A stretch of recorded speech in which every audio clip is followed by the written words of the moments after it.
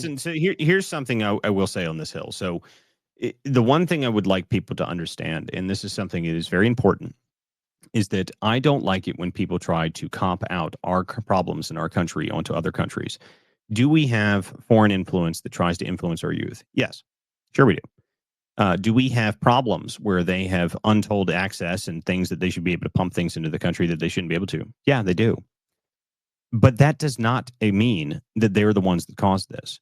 It is our own failing as a country that we allowed us to get here. It is our own problem that we allowed any influence in the first place to get here. It is our own responsibility for us to get here and get out of it because it is us who caused it. We are a country that is run by the people. The people that are in office were very, very bad at their jobs for a very long time. And whose fault is that? That is our fault. There's a lot of people out there, tons of people that do this. And this is something that happens on the right and happens on the left. They sit there and they say, what about those mysterious billionaires out there? Oh my God, they're the ones. They're causing all the problems. They're the ones that are causing everything. It's if we just got rid of... No, it is not the case. That is not how this works. You are copping out, and it is a lazy response and is a very, very intellectually poor response to believe that it is some outside magical force and some outside force that has caused a lot of these problems in the country. No, they have been here for a long time because we failed as a country to maintain these things properly. If conservatism had not failed to push back for the past 20 years, up until we got up into this culture war, if we hadn't failed to push back, we wouldn't be here. Okay? If we had to get to the point where they were literally telling us that men can become women and women can become men before people started going, oh, well, wait a minute here. That's not accurate. Let's not do that. Like, that's how far we had to go.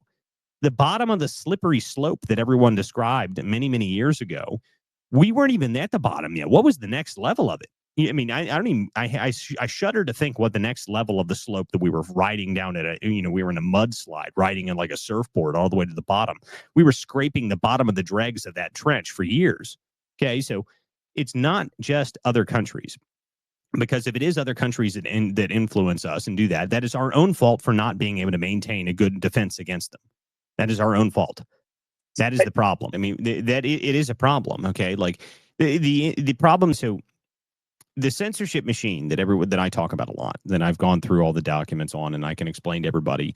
The problem is that it actually did have a purpose when they were first coming up with the idea for it. And that purpose was that, if a foreign country wanted to pump information into our information space, we needed to be able to counter that. That was what the purpose of it was. We need to be able to stop that sort of thing from happening. We shouldn't just be able to give unfettered access to any country in the world to be able to do that sort of stuff. But the problem is that instead of actually doing its job, it was co-opted by left-wing incompetent idiots that decided that the best thing that they could do with that is label all of the MAGA people and all of the people that support Trump and conservatism as Russian stooges and make sure you silence them and throw them off all of the platforms. Okay, that was a problem. That's our own fault. So we had something, we had an idea to counter it, and instead of actually using it in the way it was supposed to be intended for, we used it for something retarded because we have incompetent people in charge. That is the problem. And the only way you fix incompetent people being in charge is you throw their asses out of office, because we need them out of office. We need to have good people, smart people, people that are actually there for the right reasons in office for us to be able to run as a country. And that's what I'm saying. The deal is that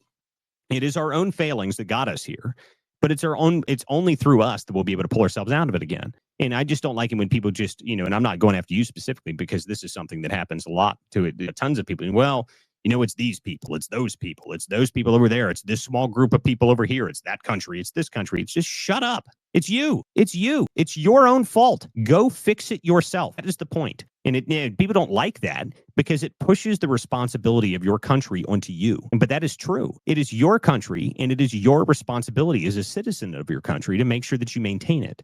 And if you don't want to do that and you want to complain and say, oh, it's hopeless, there's nothing we can do, these people are the ultimate most powerful bad people in the world, and they control the banks and the money, and then that they could, the WEF does all this too. Like, sure, well then go fucking get rid of them. It's your damn job. If you have something you can do, go do it. That's the purpose of it. And that's what something like Charlie Kirk was actually doing. Charlie was actually telling you what you should be doing is trying to be as good and best as you can possibly operate on the highest level that you can possibly do anything so that you can make a difference. And that's what everyone should be doing. And that's part of the reason they didn't like him so much. And that's the part of the reason they attacked him so much, because he was actually very effective at getting that to happen. I mean, Turning Point across the country has tons of chapters and they do all sorts of stuff.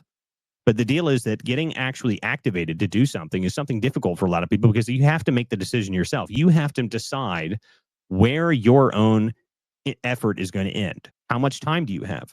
Are you going to put all of your time into it? How much time do you want to spend doing this? Or do you want to spend time, watching television, watching Netflix, listening to just nothing but podcasts all day long? What is your level of motivation? And that is only on you that you can come up with that. And that's something that people need to understand, because it's entirely your decision how far you can be to get involved.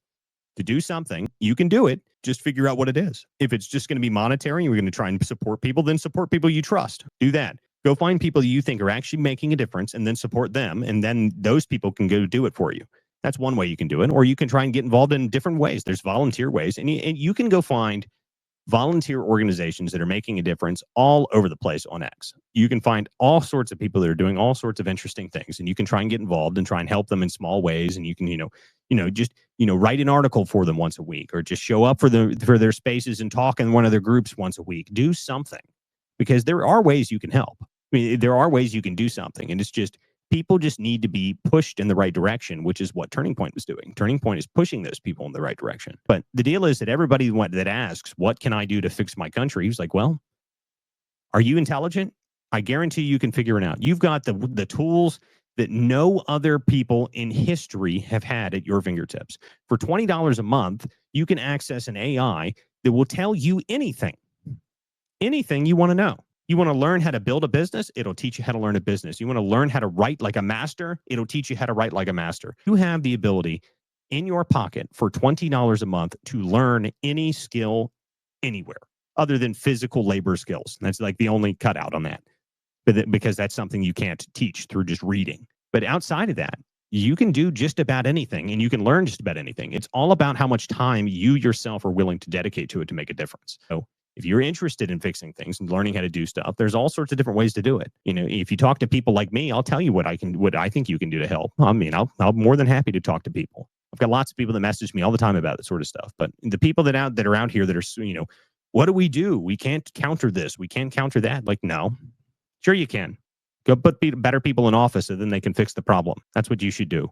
Go put your local county office in better order, so that way we can get that. Or maybe you need to go report on the corruption at your local county office. You've got X now. X, if you get on X and you have that information, you send it to somebody that has a bigger platform, you can blow that up.